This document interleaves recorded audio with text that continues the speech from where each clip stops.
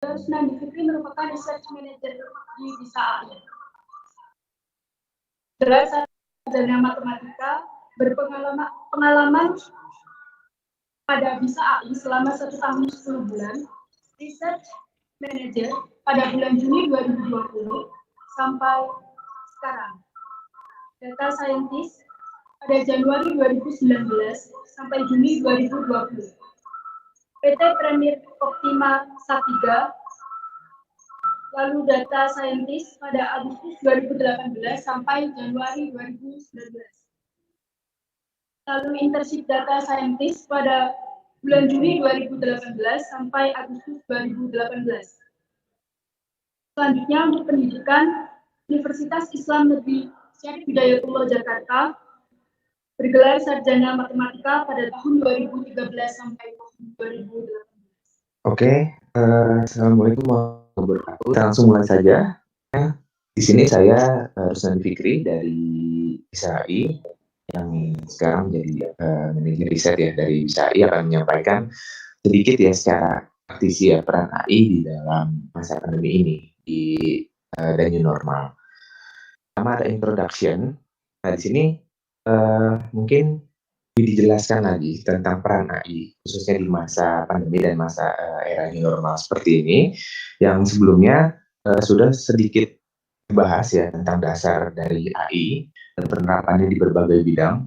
Dan di sini saya hanya mengambil sedikit part dari AI di mana part dari AI ini bisa kita terapkan dan bisa kita implementasikan di masa pandemi seperti saat ini.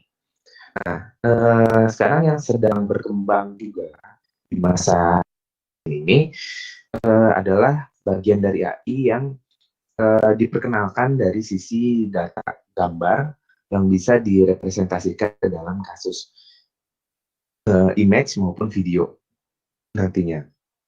Nah, teknologi yang digunakan di sini itu adalah apa yang kita sebut dengan computer vision atau penglihatan dari komputer. Di mana computer vision ini adalah approach atau pendekatan in the field of technology that adopts the way human vision works. Jadi adalah teknologi komputer yang mengadopsi kemampuan penglihatan dari manusia seperti itu. Kemudian di sini ada tugas dari computer vision. Intinya dia mampu mengenali objek yang ada pada gambar. Nah, di sini ada beberapa tipe ya, ada beberapa tipe task dari computer vision itu sendiri terkait dengan adanya klasifikasi, objek deteksi ataupun instance segmentation. Nah, bedanya apa? Bisa terlihat pada gambar. Di sini ada beberapa gambar ya terlihat dan memiliki satu objek. Ada yang memiliki satu objek, ada yang memiliki lebih dari satu objek. Nah, terkait dengan tugas-tugas yang diberikan atau task yang diberikan oleh si peneliti atau data scientist di sini kepada komputer, pertama ada klasifikasi, di mana klasifikasi itu adalah menebak suatu gambar secara keseluruhan. Nah, kalau misalkan di sebelahnya kita bisa lihat gambarnya, klasifikasi ditambah dengan localization, di mana klasifikasi ini ditambah dengan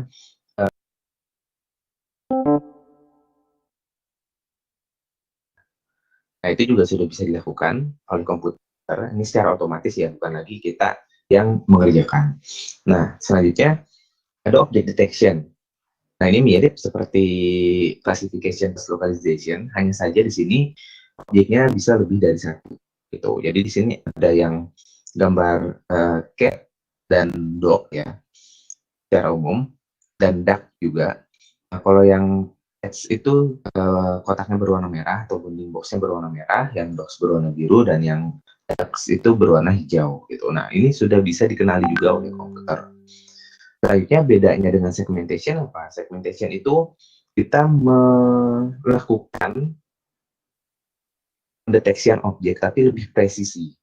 Atau dalam artian di sini garis-garis yang kita bentuk itu mengikuti kontur dari si objek yang ada. Gitu. Jadi kalau misalkan di gambar ini, gambar kucing misalnya atau gambar bebeknya, itu tidak lagi berbentuk kotak batasan-batasan, tapi sudah presisi lebih ke arah si objeknya. Di sini tugas dari klasifikasi itu menentukan gambar secara umum, itu secara gambar keseluruhan, labelnya itu apa atau targetnya itu apa, kita prediksinya apa. Itu. Nah, ini mempunyai beberapa keterbatasan, yaitu objek yang dituju itu biasanya bersifat general atau hanya satu objek gitu yang dituju. Jadi di sini ada gambar kucing, ya udah gambar kucing aja. Tapi kalau misalkan kita membedakan mana gambar kucing, mana gambar hewan lainnya, misalkan kelinci dan lain sebagainya, kalau ada di satu gambar, nah itu nggak bisa menggunakan klasifikasi, harus objek deteksi gitu.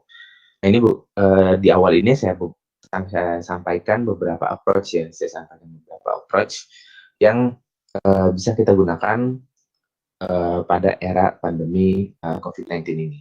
Mungkin nanti implementasinya akan kelihatan di belakang.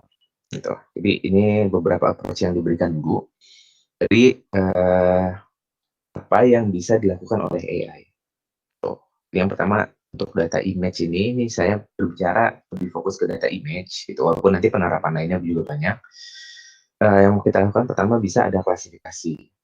Nah di sini ada classification plus localization ya dari gambar yang ada di sini, di mana classification plus localization di sini itu menunjukkan bahwa kita membuat suatu model di mana biasanya di sini single object ya, single object, kemudian kita petakan objek tersebut yang dengan istilah bounding box, dan bounding box ini berguna atau bertujuan untuk memperlihatkan objeknya itu ada di mana gitu.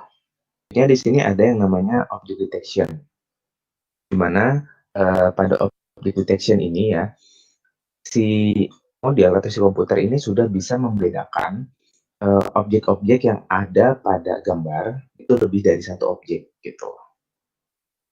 Sehingga di sini tadi juga sudah sempat dipaparkan ya tentang penerapan object detection ini pada gambar maupun video gitu.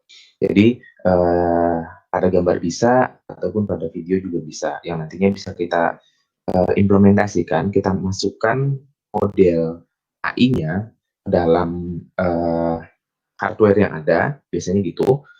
Pada kasus ini mungkin dari CCTV bisa, dari server bisa, dan lain sebagainya. Sehingga nanti kita bisa melakukan analisis lebih lanjut terhadap data-data yang ada. Nah, selanjutnya di penerapan lebih lanjutnya dari object detection itu ada yang namanya object segmentation. Di mana segmentasi di sini lebih advance lagi ya, kalau secara AI ini lebih advance lagi daripada object detection. Kenapa? Karena si komputer bukan cuma mengenali si objek ada di sebelah mana atau ada di agent mana, tapi juga sudah bisa memetakan si objek ini bentuknya seperti apa. Jadi di sini si komputer memberikan garis itu sudah lebih presisi ke arah bentuk si objek itu. Nah, di mana tentunya pada pemrosesannya si object segmentation ini bisa mempunyai keunggulan-keunggulan tersendiri ya dari object detection. Di mana kalau misalkan di object segmentation ini akan memberikan intuisi yang lebih presisi terhadap objek, terutama pada objek-objek yang sekiranya menumpuk gitu. Jadi kalau misalkan si kucing ini dia agak lebih dempet lagi, itu bisa saja kalau secara object detection bounding box-nya jadi satu ya, dan terhitungnya bisa jadi satu objek aja. Padahal di sini kan kucingnya ada dua. Tapi kalau menggunakan segmentation, si komputer sudah bisa lebih mengenali lebih lanjut bahwa si kucing ini sebenarnya ada dua. Hanya saja dia secara visualisasi di gambar ini dia lebih dempet gitu. Ini kalau di object segmentation. Artinya dengan melakukan pemrosesan ya pada image untuk bisa melakukan task-task yang saya sebutkan tadi. Jadi kalau misalkan sebelumnya sudah dijelaskan oleh Bapak Octaviano, kita bisa menerapkan AI pada video, kita bisa menerapkan AI pada objek deteksi, baik itu mobil, pejalan kaki, dan lain sebagainya. Nah, apa yang perlu kita ketahui sebelumnya untuk menerapkan itu, kita harus mengetahui konsep dari image itu sendiri di bidang AI, di mana pemrosesan image di dalam AI biasanya menggunakan teknik-teknik tersendiri ya, banyak metode dan tekniknya. Nah, teknik inilah yang disebut dengan image processing. Berikut beberapa pengenalan ya sedikit tentang image. Image di dalam komputer, jadi kalau kita melihat image secara mata manusia ya, kita kan akan melihat dari segi warna, kita akan melihat dari segi objek apa saja yang ada di dalamnya gitu kan. Nah, contohnya seperti pada layar. Kalau kita lihat secara manual dengan mata manusia, mungkin si image ini akan terlihat bahwa, oh ini ada gambar seorang astronot. Kemudian di belakangnya ada bendera nasionalnya gitu kan. Nah, itu penglihatan secara manusia. Lalu bagaimana komputer melihat suatu gambar? Komputer melihat suatu gambar itu berdasarkan nilai-nilai pikselnya. Ini kan gambar itu berbentuk kotak ya. Nah, di setiap kotak itu ada nilai-nilai pikselnya, ada angka-angkanya. Nah, di mana kalau misalkan kita menggunakan format RGB ya, biasanya kalau pada image itu, dia akan ada 3 matriks yang menumpuk. Ada 3 kotak yang menumpuk. Nah, misalkan pada piksel yang pertama, kotak paling pertama, di pojok kiri atas misalnya. Kalau dia warnanya putih, nilainya kalau di RGB itu biasanya kan 255, 255,255. Artinya apa? RGB di sini ada 3 channel ya, ada channel red, ada green, ada blue. Nah, berarti channel red itu nilainya 255, green-nya nilainya 255, blue-nya nilainya 255 menghasilkan warna putih. Itu kalau warnanya putih. Kalau warnanya hitam 0,0,0. Berarti si gambar ini kalau menurut komputer itu direpresentasikan adalah mungkin 255,0,0 warna merah. Dan lain sebagainya tergantung pada kombinasinya. Jadi kalau warna hijau nanti ada lagi kombinasinya, biru ada lagi, krem, abu-abu dan lain sebagainya itu ada lagi kombinasinya. Nah, itu yang dilihat oleh si komputer. Oleh karena itu, di sini pemrosesannya cukup membutuhkan komputasional yang besar ya pada komputer, karena semakin besar gambar kita, komputer akan tetap memperhatikan nilai pikselnya satu persatu, seperti itu. Nah, selanjutnya di sini ada beberapa format warna ya yang biasanya digunakan, ada primary color, secondary color, dan yang ketiga itu ada binary ya, binary thresholding. Nah, di sini yang pertama ada primary color, itu biasanya kita pakai RGB, di mana warna dasarnya itu adalah red, green, dan blue, dan sehingga setiap gambar yang masuk itu direpresentasikan dalam 3 channel itu.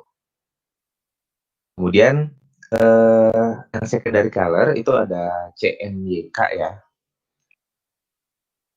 cyan, magenta, yellow, dan juga nolnya, atau di sini bisa diistilahkan dalam bahasa Indonesia itu black ya, atau warna hitam dasarnya. Dan format yang kedua tuh ini. Kemudian yang ketiga ada binary ya, hitam dan putih aja itu warna dari gambarnya. Ataupun penerapan-penerapan lainnya turunannya dari hitam putih ini itu grayscale mode atau mode abu-abu gitu. Ini juga berguna untuk beberapa hal ke depannya. Ada gambar-gambar yang memang harus diteliti secara warna, ada yang diteliti secara hitam dan putihnya, mungkin ada warna abu-abunya dan lain sebagainya. Nah, ini beberapa contoh image yang ada. Nah, ini dalam kasus enhancement-nya. Nah, tidak semua warna itu bisa kita olah dalam berbentuk full color-nya ya, gitu. Jadi ada beberapa yang memang kita tonjolkan atau kita munculkan justru dari kontras hitam putihnya ataupun grayscale-nya. Nah, contohnya ini, pada data ronsen kita nggak penting tuh untuk mengetahui apakah ada warna merah, hijau, biru untuk suatu penyakit. Di sini kasusnya adalah healthcare ya. Yang lebih dianalisis di sini itu lebih ke arah grayscale-nya gitu. Nah, kemudian di sebelah kanannya itu ada eh, apa ya, data permukaan gitu, data permukaan spatial image. Di sini ada gambar rumah, gedung dan lain sebagainya yang dilihat secara vertikal dari atas. Kalau kita menggunakan eh, teknik yang ada di dalam pemrosesan AI, nah ini bisa terlihat lebih jelas ya. Kita bisa olah gambarnya lebih jelas sehingga yang tadinya mungkin agak samar gambarnya atau blur itu bisa kita lebih perjelas gitu. Nah, ini juga bisa diterapkan di berbagai kasus lainnya. Selanjutnya di sini ada gambar tumbuhan juga ya. Itu bisa lebih kita perjelas dengan menggunakan teknik-teknik yang ada pada AI. Jadi ini sedikit pengenalan gambar pada yang biasa kita lakukan di data gambar dengan menggunakan teknik-teknik AI. Itu. Jadi kalau misalkan teman-teman mungkin melihat ada yang namanya tilang online, kemudian dia bisa mengetahui, sebelumnya kan ada santer berita ya, bahwa seseorang itu ditilang secara online. Kenapa? Karena si kamera ini bisa menemukan mobil yang belakang itu adalah proses AI, di mana kita mengolah citra dari gambarnya sehingga bisa merepresentasikan warna yang ada di dalam situ. Kita lebih menonjolkan warna objek di dalamnya, gitu, di dalam gambar itu sehingga sudah nampak terlihat jelas si pengemudi tersebut terlihat memakai sabuk pengaman atau tidak. Gitu. Kemudian ada juga yang secara kamera juga di gambar ataupun video merekam angka-angka yang ada di plat nomor kendaraan bermotor, baik mobil ataupun motor roda 2 gitu. Nah, itu di belakangnya juga menggunakan algoritma yang ada AI. Nah, salah satu algoritma yang digunakan itu convolutional neural network. Jadi ini memang algoritma yang cukup terkenal ya, dan hampir semua pemrosesan gambar dan juga video itu menggunakan algoritma ini. Baik, di sini akan sedikit diperkenalkan tentang apa itu convolutional neural network atau CNN ini. CNN ini adalah convolutional pada deep learning, di mana mungkin di sini deep learning itu menjadi kata-kata atau istilah yang cukup terkenal ya akhir-akhir ini, karena kemampuannya dalam mengolah data mempunyai performa yang sangat baik. Deep learning di sini mengadopsi metode neural network atau jaringan syaraf tiruan, di mana di dalamnya ini isinya adalah matematik ya. Jadi untuk teman-teman yang ingin mendalami tentang AI itu tidak terlepas dari mendalami tentang matematisnya dan juga statistikanya. Di mana konsep yang ada pada deep learning ini dibawa selanjutnya dan dikemas dengan menggunakan bahasa pemrograman. Dan bahasa pemrograman yang paling populer saat ini untuk bidang AI ataupun data science itu adalah Python dan R. Ini sedikit pengenalan aja. Mungkin pada sesi kali ini nggak akan membahas lebih dalam tentang penurunan rumusnya dan juga sintaksnya. Ini gambaran umum aja.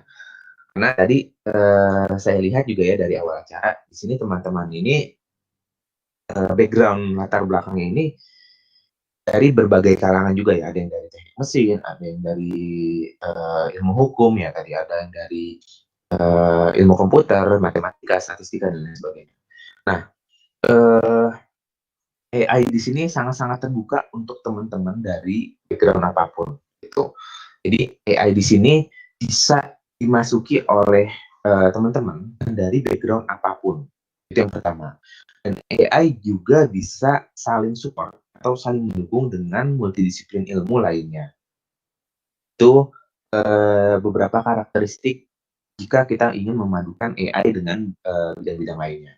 Karena di sini dari segi kami sebagai praktisi pun banyak rekan-rekan AI engineer ataupun data scientist, rekan-rekan dari kami pun itu dari latar belakang yang nggak cuma dari ilmu komputer. Saya sendiri pun latar belakangnya dari matematik. Kemudian ada juga teman-teman yang latar belakangnya dari ilmu komputer. Nggak sedikit pula yang latar belakangnya dari ilmu ekonomi. Dan nggak menutup kemungkinan, dan memang sudah banyak ya, ada teman-teman dari multidisiplin ilmu lainnya, entah itu perbankan, kemudian ilmu hukum, politik, dan lain sebagainya. Nah, karena memang AI ini bisa mendukung pekerjaan manusia dalam segala bidang, gitu, dengan menggunakan pendekatan-pendekatan secara algoritma.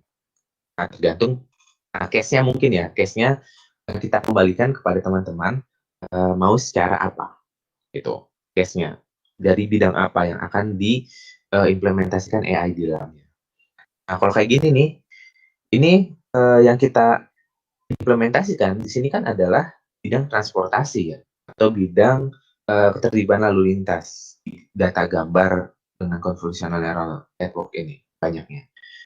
Nah, konsep dari CNN ini, yang kita biasa sebut CNN ini, itu dari gambar itu akan dianalisis satu persatu oleh si komputer gitu.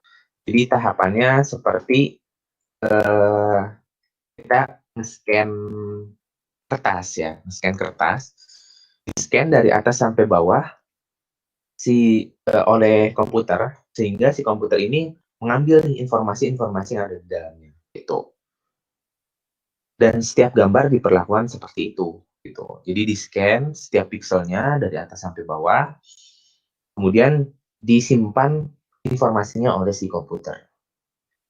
Dan pada kemajuan teknologi sekarang, pemrosesan dengan menggunakan algoritma CNN ini sudah bisa dilakukan otomatis oleh komputer. Jadi manusia hanya perlu men-setup lah, ibaratnya kasarnya si manusia ini hanya perlu men-setup environment yang dibutuhkan, alat-alat yang dibutuhkan. Nah, si komputer ini nanti akan belajar sendiri, gitu. Proses pembelajarannya itu dilakukan secara sendiri dan otomatis oleh si komputer. Nah, itulah yang membuat si AI ini sangat-sangat diminati di sekarang ini. Karena pemrosesannya lebih efisien, karena si komputer itu bisa belajar sendiri. Kemudian yang kedua, bisa mendapatkan hasil yang bagus sesuai dengan tugas yang diberikan. Itu konsep dari si AI.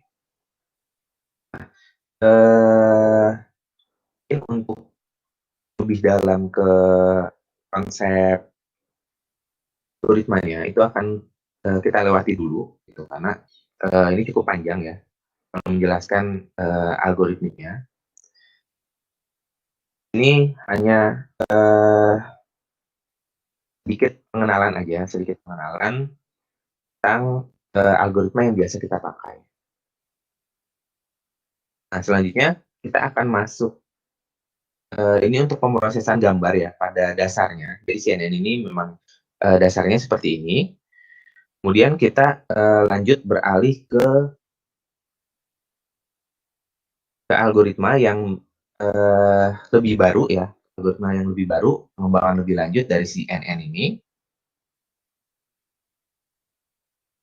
Sehingga algoritma ini memang sering dipakai untuk kasus-kasus yang kita lihat sekarang. Entah itu pendeteksian kendaraan yang melanggar, misalkan dia melanggar zebra cross atau marka jalan dan lain sebagainya. Itu terkait dengan objek deteksi yang ingin saya lakukan pembahasan di sini. Nah, di sini ada yang namanya FRCNN atau kepanjangan dari Fast RCNN, di mana algoritma ini atau FRCNN ini berguna untuk kasus objek deteksi. Nah, di sini tergantung datanya ya. Kalau datanya data gambar kendaraan, nanti yang dideteksi adalah kendaraan. Kalau manusia, nanti yang dideteksi adalah manusia, mungkin terkait dengan jalan kaki, pengunjung pusat perbelanjaan, dan lain sebagainya. Nah, kita lanjut. Ini sedikit pemaparan konsep dari si FR CNN itu sendiri. Dari gambar yang ada, Kemudian di sini bisa kita lihat bahwa algoritma ini akan mempropos region-region yang diberikan dari gambar yang ada. Misalkan dari gambar yang ada, nanti dia bisa nge-propose mempelajari untuk region untuk orang ada yang ada pada gambar itu di sini. Seperti gambar yang tadi, untuk si orangnya itu sedang menunggangi kuda, dia ada di atas kudanya. Kemudian kudanya di bawah menyentuh tanah dan lain sebagainya. Itu terkait dengan ROI pooling layer. Si ROI ini adalah kepanjangan dari region of interest. Jadi model itu.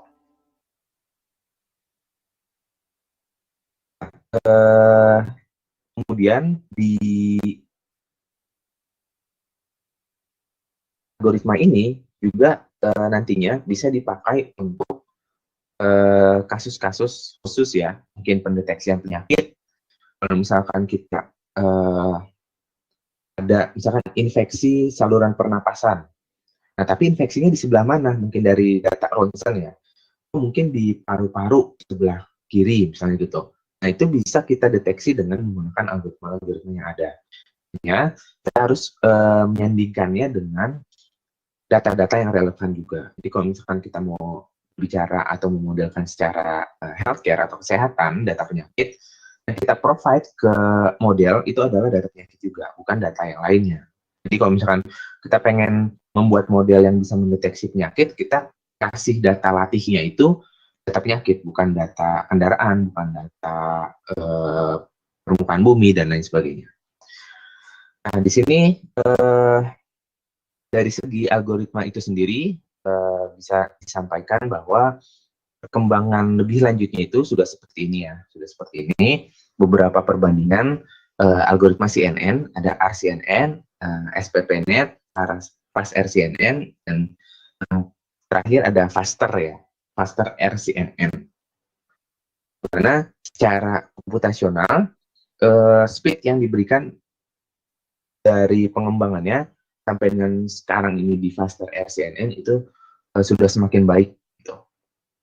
Speed yang dibutuhkan sudah semakin cepat dan waktu yang diperlukan sudah semakin sedikit. Gitu. Jadi untuk mendeteksi suatu gambar di sini sudah bisa mendeteksi lebih cepat intinya gitu dari model-model yang dikembangkan. Nah,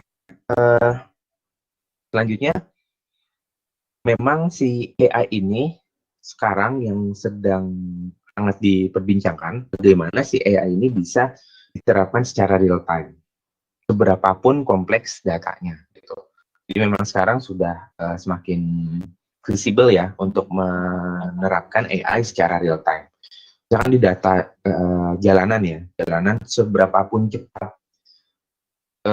objeknya itu berada di data video tersebut, misalkan seberapa cepat mobil itu dikemudikan, itu masih bisa terdeteksi oleh komputer.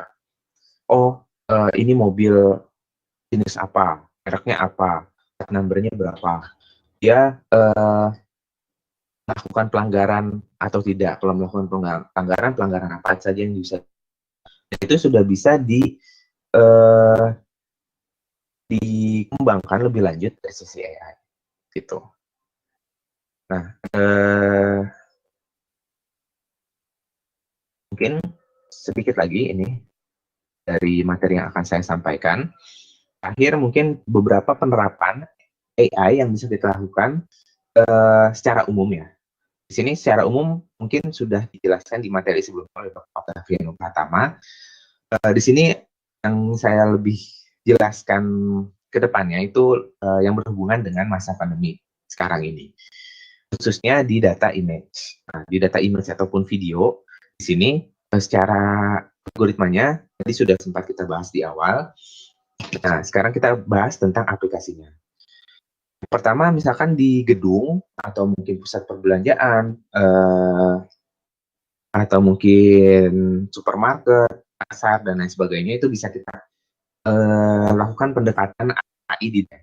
Yang pertama kita bisa menghitung pengunjung yang masuk dari kantor, gedung, mall dan lain sebagainya, keluar dan masuk itu berapa. Gitu. Karena sekarang ada kebijakan protokol kesehatannya, itu setiap tempat itu punya kapasitas kan tentunya. Berapa kapasitas yang bisa dia tampung untuk setiap operasionalnya gitu. Nah, di sini kita bisa hitung yang masuk itu berapa, yang keluar itu berapa secara real time dengan menggunakan AI. Ini ada gambar yang sebelah kiri. Nah, gambar yang sebelah kanan itu adalah tadi proses menghitung kerumunannya ya. Proses menghitung kerumunannya ada berapa orang di situ gitu. Sehingga kita tahu di mana pusat-pusat kerumunan yang ada. Misalkan di suatu pasar atau suatu pusat perbelanjaan atau mall dan lain sebagainya gitu. Ini juga terkait dengan protokol social distancing ya yang diterapkan pada era pandemi saat ini. Nah, ini sebenarnya tadi kalau misalkan memungkinkan itu bisa saya munculkan. Ini sebenarnya sudah penerapannya nih. Ini sebenarnya sudah berbentuk video sebenarnya yang tadi itu. Application yang saya munculkan di sini ini sudah berbentuk video sebenarnya. Penerapan real secara langsung dari si AI itu terhadap kasus yang ada. Hanya saja tadi sepertinya share screen saya bermasalah. Jadi yang dimunculkan di sini itu gambar aja bukan video. Nah, aplikasi yang kedua di sini di masa pandemi seperti ini kita bisa menerapkan peraturan lalu lintas yang diawasi secara otomatis oleh komputer. Nah, kalau misalkan ada kejadian misalkan pelanggaran lalu lintas, kemudian di tiang elektronik itu sendiri pasti akan mencatat nomor dari kendaraannya. Pendeteksian plat nomor ini sudah bisa terintegrasi oleh AI. Jadi diberikan gambarnya, ini bisa terdeteksi, oh ini isinya tuh angka berapa. Nah itu sudah dilakukan juga. Jadi kalau misalkan ada pembahasan terhadap petugas yang bertugas di lapangan ya, misalkan petugas yang bertugas di lapangan itu dikurangi, gitu. Nah AI bisa masuk di dalamnya menggantikan peran pembatasan-pembatasan seperti itu. Lanjut, ini beberapa hal yang sudah diterapkan di masa pandemi ini, bagaimana AI itu berperan di dalam era new normal seperti sekarang. Nah, selanjutnya ada motion detection atau face dan juga face recognition. Dimana motion detection ini pengenalan apa ya, gerakan ya, bisa dibilang pengenalan gerakan. Ini berfungsi untuk bidang keamanan di masyarakat. Kalau misalkan di komputer ini sudah bisa mengenali tindak-tindak misalkan ada perkelahian, ada mungkin kerusuhan, tawuran dan lain sebagainya, itu sudah bisa diotomatisasi oleh komputer kalau ada aksi-aksi seperti itu tanpa harus diawasi 24 jam oleh tugas yang ada gitu. Dan juga face recognition di sini juga berguna di masa pandemi seperti ini, di mana kantor-kantor itu banyak menerapkan WFH ya, work from home, dan mengadakan banyak meeting online. Nah, face recognition di sini bisa digunakan sebagai sebagai absensi ya. Salah satu hal itu sebagai absensi kegunaannya, di mana nanti kita bisa terapkan pada layar-layar yang ada di meeting online, bahwa siapa aja nih yang hadir pada meeting ini, kayak gitu. Asal ada datanya yang sesuai. Nah, ini adalah beberapa penerapan AI yang bisa kita lakukan di masa pandemi seperti sekarang ini. Kemudian di sini penerapan dari computer vision ya yang ada pada AI yang sudah dilakukan terutama di negara-negara berkembang itu sedang mengembangkan yang namanya autonomous cars atau biasa disebut juga dengan self-driving cars atau mobil yang bisa berjalan otomatis sendiri dari si komputer. Gitu. Nah, ini yang diterapkan oleh mereka di mana si komputer ini akan dibuat trainingnya sehingga bisa mengenali segala objek yang ada di depannya. Gitu. Matanya itu dari kamera. Jadi mata manusia itu dianalogikan oleh si komputer dan diimplementasikan ke dalam si kamera. Itu. Jadi di kamera itu komputer melihat dengan kamera, di mana penglihatannya itu seperti ini. Objek-objeknya sudah bisa dikenali, sehingga untuk advance-nya ya, ini kalau misalkan ada mobil di depan atau ada objek di depannya, mobil itu akan berhenti gitu, nggak akan ditabrak, atau dihindari, dan lain sebagainya. Itu adalah penerapan advance-nya dari si AI itu sendiri, gitu. Sehingga kontribusi dari masa pandemi seperti ini atau era new normal, bisa kita bayangkan kalau misalkan di masa yang akan datang, di mana teknologi sudah semakin canggih, kita tidak memerlukan tenaga manusia, baik dari transportasi yang kita gunakan ataupun transportasi publik ya yang disediakan. Di sini mengurangi interaksi antar manusia kalau misalkan di masa pandemi seperti ini, sehingga misalkan kita mau berangkat kerja itu udah tinggal naik mobil, di driving atau di steering sendiri oleh si mesin dan komputer atau AI itu sendiri, sehingga kita tidak perlu berinteraksi, mungkin ketemu orang secara umum dan lain sebagainya, yang bisa menimbulkan percepatan laju dari pandemi penyakit COVID-19 di masa pandemi ini. Ini dari sisi AI-nya, beberapa approach atau beberapa usulan yang bisa diterapkan pada masa pandemi seperti sekarang ini. Lihat ya, AI ini sudah bisa memetakan dari data yang ada, dari kondisi real yang ada, bahwa kita sudah bisa menghitung orang terhadap orang-orang yang ada di sini, orang-orang lain di sini. Setiap akan ada yang berdekatan dari waktu itu di sini pendefinisinya kurang dari 1 meter, ya, kurang dari 1 meter, dia akan menjadi kotak warna merah. Ini yang bisa kita pantau secara AI di masa ini tentang yang terlalu dekat dengan satu dengan yang lainnya. Di sini sudah bisa dideteksi oleh AI. Gitu. Baik, mungkin itu saja yang dapat saya sampaikan. Sedikit pemaparan tentang peran AI di masa pandemi ini dan juga masa new normal ini. Kurang lebihnya mohon maaf. Wassalamualaikum warahmatullahi wabarakatuh. Apakah dari 4 komponen yang tadi disebut, yaitu computer vision, image, lalu convolutional neural network, object detection ini, apakah dapat dimanfaatkan secara maksimal atau sangat berpengaruh ketika memanfaatkan pandemi ini? Dengaran. Oke, baik. Untuk menjawab pertanyaan tersebut, mungkin kalau dari saya, memang si metode-metode yang ada tadi itu memang saat ini sudah banyak diterapkan ya di berbagai industri terkait AI maupun data science gitu. Jadi memang algoritma-algoritma tersebut sangat berpengaruh pada industri-industri yang ada, industri-industri terkait yang bisa kita hubungkan juga dengan industri-industri lainnya. Jadi kalau misalkan